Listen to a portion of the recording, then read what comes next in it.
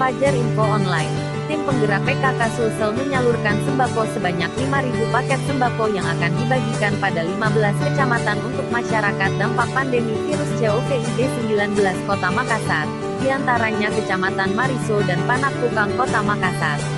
Ketua PKK Sulsel, Ece Yestiati F. Nurdin penuhi janjinya untuk menghadiri penyerahan paket sembako di Gedung Kartini, Kota Makassar.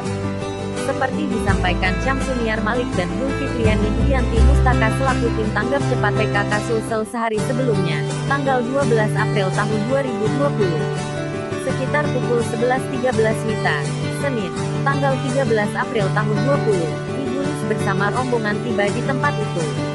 Dirinya langsung mengecek stok sembako yang sudah dipaketkan. Selanjutnya Ibu Lis menyerahkan secara simbolis 600 paket sembako kepada kecamatan serta PKK Kecamatan Mariso dan Panakukang. Diikuti penandatanganan berita acara serah terima barang. Kembali kita serahkan 300 paket sembako kepada kecamatan dan juga PKK Kecamatan Mariso. Ini kecamatan yang ke-6 dan yang ke-7 itu Kecamatan Panakukang, juga menerima 300 paket hari ini, urai Ibu Lis. Sebelumnya kata Ibu Lis, Kecamatan Rapocini, Biringkanaya, Bontoala, Tamalate dan Manggala sudah menerima paket yang sama. Sehingga tersisa 8 kecamatan akan disalurkan hingga beberapa hari ke depan. Sisanya 8 kecamatan lagi.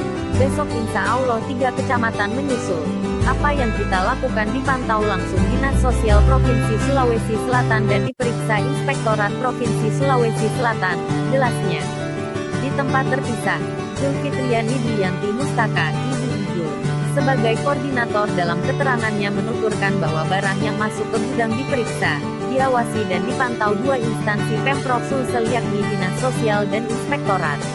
Ditambah peran aktif kecamatan, kelurahan, RW, RT serta TKSK, tenaga kesejahteraan sosial kecamatan, untuk proses pendataan sampai pendistribusian ke titik lokasi warga. Banyak pihak berperan dengan tugasnya masing-masing melaksanakan kegiatan tanggap cepat PKK Sulsel ini.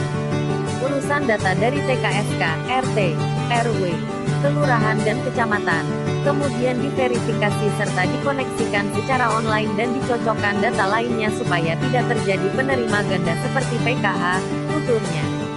Sekretaris PKK Sulsel itu juga menyampaikan jika bantuan sembako yang dikelola PKK Sulsel berasal dari Dinas Sosial Sulsel.